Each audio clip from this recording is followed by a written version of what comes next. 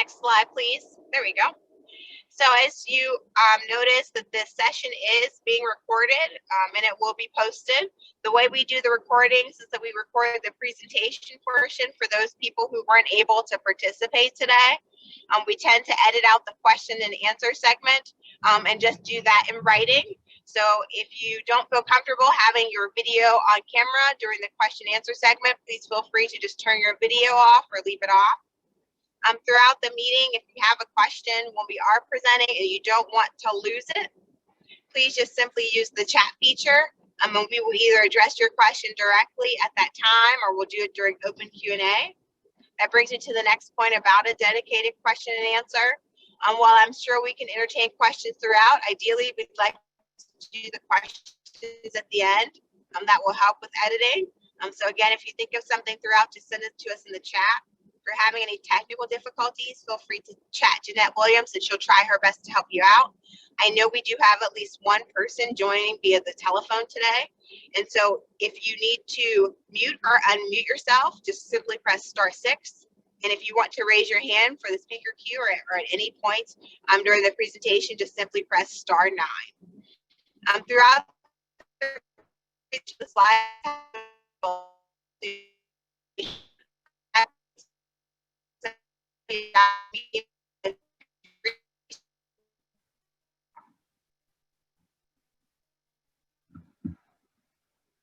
Afternoon, everyone. I'm not sure if I'm the one having difficulty hearing Janae or not. Can someone let me know before I start talking?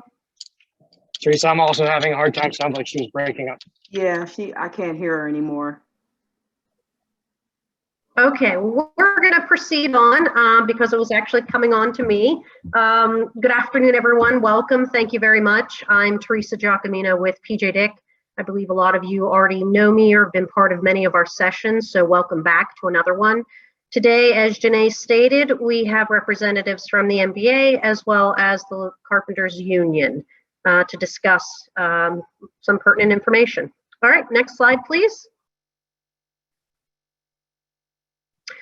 Our objectives for today, glossing over the first two because I believe hopefully everybody here has already received this information over across many presentations. Just introduce the FNB tower, restate the MWBE goals, identify PJ Dick and our subcontracting and union affiliations, then turn it over to the unions to introduce themselves, provide you information for a path to a project agreement on this project, and then go into some questions. Next. So as you know, the office tower is the first portion of the development in the lower hill. Office building, 26 stories, core and shell. There's city requirements through RACP and MWBE workforce and reinvestment objectives throughout the entire development. Next. The most important part of everything is identifying the M&W participation, both by businesses as well as the workforce. So the goals here are 30% minority and 15% women-owned business participation. There's a job creation local inclusion goal for 20% of the new hires of the minority labor workforce coming from the Hill District as a priority, and then reaching out beyond the greater Hill District. And overall, which is a city requirement, it's 25% minority and 10% women workforce. Next. Now, PJ Dick, we are signatory to 5 unions: carpenters, laborers, cement finishers, operators, and iron workers when it comes to the installation of rebar only. So today specifically we're talking about carpenters, but in general, what does this mean to non-union subs? So in order to directly subcontract with PJ Dick to provide labor on the job, the subcontractor needs to either be already signatory to the unions of those 5 above, or create a project agreement with those unions, hence the reason for all of these meetings. Next. So just generally just showing you, some of you have seen this, this is kind of the flow of the job. The peak of the work is coming in 2022, heavy introduction with the actual construction of the building in 21 and 22.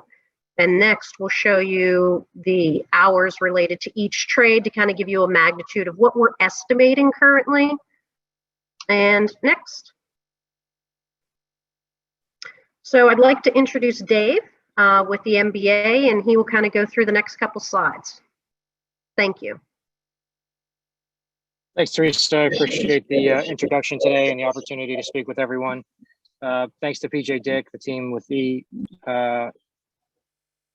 information as well, and Ken Umble with the Carpenters, who we'll introduce here in a minute. One of the things I wanted to discuss today as representative on behalf of the contractors from the Master Builders Association is just kind of go over a little bit of basic information that someone who's not a signatory contractor may have heard but may not understand. Some of those things are union dues, could be fringe benefits, and oftentimes people will get these confused because they feel that dues and fringe benefits are owed to the union. Well, dues, as the slide will indicate there, dues are what a union member would pay to the union itself. Fringe benefits are what the employer pays the benefit funds on behalf of the employee or the union member. So for pension, health and welfare, could be a profit sharing annuity, could be the apprenticeship and training fund. But these are funds that are on top of the wage that make up the total package. And those fringe benefit payments are due on behalf of the union member from the employer or the contractor. There could be other financial obligations as well. Some unions may have a surety bond that is required upfront for a new signatory contractor. And this is typically to help cover those fringe benefits should there be any delay or inability to cover those when they are due. When are fringe benefits due? That varies per union, but there is always a working period and a reporting period and when those are due. For example, fringe benefits might be due by the 30th of the month following the work, meaning if you were having work done in June, your fringe benefit payments for those work hours and employees may not be due until the end of July. Teresa? So from an introduction standpoint, I jumped a little bit ahead and mentioned Ken Umble, who's a senior council representative for EAS, the Eastern Atlantic States Regional Council of Carpenters. He's on the call with us today to answer all of your questions related to the Carpenter specific and becoming signatory and working with the Carpenters. But Tom Melcher, who I'm not sure if he's on the call today or not, he's the head of the Pittsburgh Regional Building Trades, and he's worked with us in putting these info sessions together, is also an available resource as well. My information is on the screen. I'm happy to help answer any questions that you may have, both now during the call as well as in follow-up to this. So please feel free to reach out at any time. Next bullet there would be about risks. Of course, operating any business has risks, and being a union signatory contractor is no exception. And so it's just important that you understand what those risks might be as a signatory employer and what that means moving forward for your business. But again, you're not necessarily joining the union unless you are both an owner and an operator, so to speak, in terms of your business and the type of work that you're doing. Where do you get the union labor from? That's something that I think Ken can jump into a little bit more with regard to the joint apprenticeship training programs that are up and running and providing the highest quality carpenter, we believe, across the board. I will mention the pre-apprenticeship programs. There are several across the region that you might have heard of. One that we're particularly affiliated with is the Builders Guild of Western Pennsylvania. There's a pre-apprenticeship program called Introduction to the Construction Trades. And it is guaranteed graduation placement into a trade. It's not necessarily the trade of your choice, but it does work closely with the laborers union as well as all the other building trades in terms of that pre-apprenticeship program. I think Ken will also speak specifically about Carpenter's pre-apprenticeship program, that they are excited and we're excited to partner with them to bring to this area. But again, I don't want to steal any of Ken's talking points. So next slide, please. And I think this is where we turn it over to Ken. Ken, if you're available.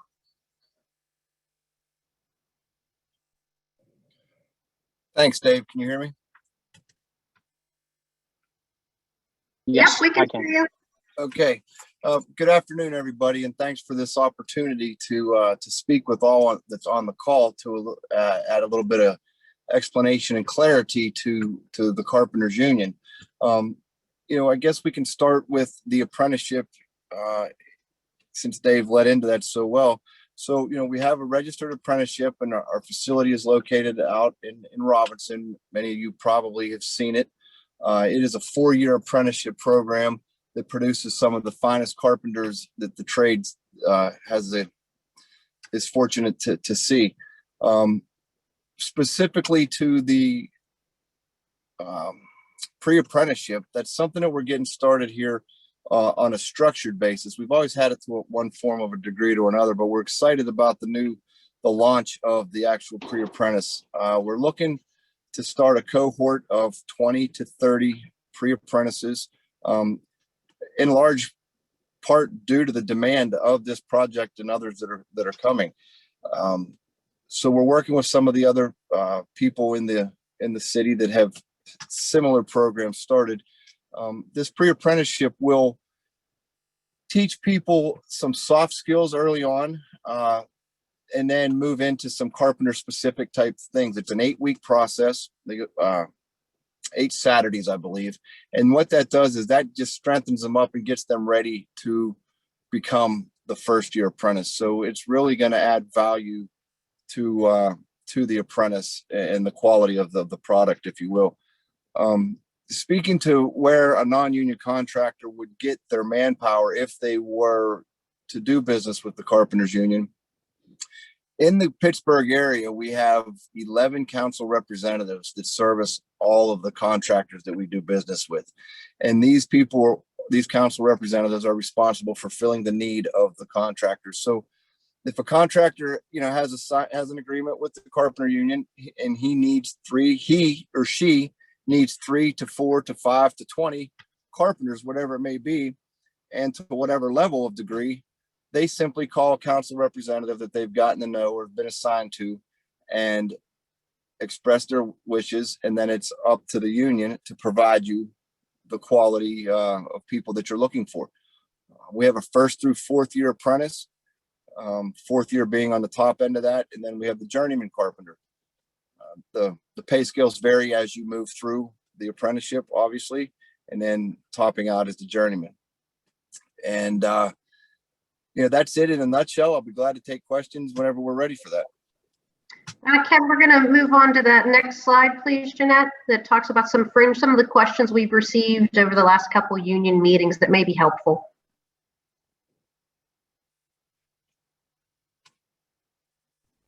You want to go through those, Ken? Yeah, Can you see absolutely. the screen? I'm just getting my eyes focused here on reading. I forgot my glasses. So when are the fringe payments due? So Dave touched briefly on this, and the scenario that Dave painted was exactly the scenario of the Carpenters Union. So we're in the month of June right now. So if you're employing carpenters during the month of June, you have the grace period of July. So your fringe benefits for June would be due at the end of July. And so Dave hit that one right on the head. So in lieu of weekly payments, we really prefer a cash bond. Now that cash bond is usually dependent on how many carpenters you are planning on employing. An average bond is around $50,000 cash bond, and that just secures the benefit payment. So if for some reason something should go awry with the contractor and he was unable to pay the fringe benefit, that allows us to capture the benefit of the men and women that have done the work. And that's that one. And can I still work on non-union projects? If you become signatory with the Carpenters Union, let me back up. If you are working with the Carpenters Union strictly under a project agreement, you are bound to union work only for that project. So, you could still operate your non-union entity, if you will. So the project agreement would bind you to the specific agreement signed in that case. And how can I use my current employees? Current employees would, if you wanted them to work on that project agreement, they would need to become part of the union. So if you sign a project agreement, anybody doing the carpenter work on that specific project would have to be a member of the Carpenters Union. To go back to the last question, if you wanted to use your current employees on some of your other projects, that's fine. That's not an issue. But for the project agreement, anybody doing the work would have to be with the Carpenters Union.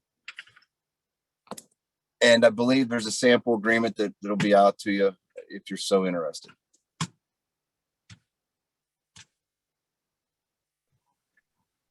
Does that Next cover slide, that please. one? Yep, next slide. This kind of, Dave, I know you're in the middle of something. Do you want me to just wrap this up about some facts, or would you like to do that and make any closing pieces of information we didn't discuss? I'm happy to do that. These are just some facts to consider. I want to read for you directly from the slide, but as I mentioned earlier, it is a business decision. Obviously, if you've got a successful contractor operation right now, this could take you to the next level in our opinion. And as Ken had mentioned, the quality trade individual that the Carpenters are able to produce for our contractors is exceptional. But the union and the contractor who explore becoming signatory do need to sit down for typically more of that one-on-one conversation about what those terms and what that agreement does look like. Obviously, as a contractor association, we represent our contractors and help negotiate the signatory process for them. And happy to have a conversation with that if the time is right. But the unions do offer the timely trade focused training, and Ken talked about the pre-apprenticeship through apprenticeship program. But the other piece that's a huge advantage to your workforce, I think, is the fringe benefit funds themselves, and that would be the training, the apprenticeship program, but the health and welfare fund as well. That's something that as an employer you don't have to go out and start up on your own and create. This is something that you can basically start participating in for the highest quality healthcare in the region through the number of lives that happen to participate, within, for example, in this case, the Carpenters Health and Welfare Program. Teresa, I think those are the points that we had discussed. If there's anything else you'd like me to cover, I'm happy to do that. No, that's perfect at this time. Jeanette, if you go to the next, and guys, we'll just have one more slide and we can transition into questions. So I know, Janae, you typically speak to some of the resources here. Oh, yes, there you go. Cool. You can hear me clearly. Perfect. I apologize for earlier. And so this slide is just about some available resources.